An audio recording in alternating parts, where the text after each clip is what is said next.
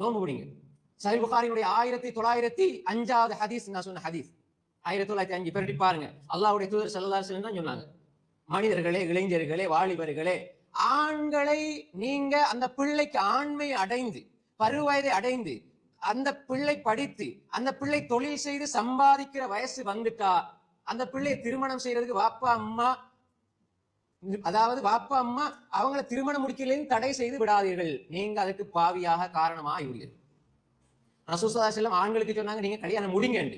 பெண்களுக்கு தான் முடிச்சு வைக்க சொன்னாங்க. இன்னைக்கு ஆம்பளை பிள்ளைகள் பெண் பிள்ளைகளாக மாறிவிட்டார்கள். வாப்பா அம்மா தான் என்ன மகருக்கு காசு கொடுக்கணும், வாப்பா அம்மா தான் வலிமா காசு கொடுக்கணும், வாப்பா அம்மா தான் அவருக்கு செலவழிக்கணும். கல்யாண செலவெல்லாம் வாப்பா அம்மாக்கு, தன்னுடைய செலவில் மகர் கொடுக்கணும், தன்னுடைய செலவில் வலிமா கொடுக்கணும். வாப்பா நான் திருமணம் முடிக்க போறேன், எனக்கு வயசு சரி, மார்க்கத்தின் அடிப்படையில் நான் வளர்ந்து விட்டேன், என்னுடைய வயசு, நான் ஈமான பாதுகாக்கணும், எனக்கு அனுமதி தாங்கன்னு சொல்லி வாப்பாட்ட அனுமதி மார்க்க ரீதி அனுமதி எடுக்க அவசியம் கிடையாது.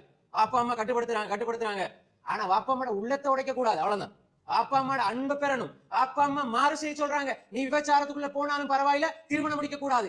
எல்லா தகுதியும் இருந்து வாப்பா அம்மா திருமணம் முடிக்க வேணாம் என்று சொன்னால் லா தாஅத லிமக்லூக் ஃபீ மஅசியத்தில் காலிக், அல்லாஹ்க்கு மாறு செய்யற விஷயத்துல உங்களோட அல்லாஹ்வுடைய படைப்பினங்களுக்கு கட்டுப்பட வேண்டிய தேவை கிடையாது. இன்னைக்கு ஏன் வாப்பா அம்மா தடை போறாங்க தெரியுமா?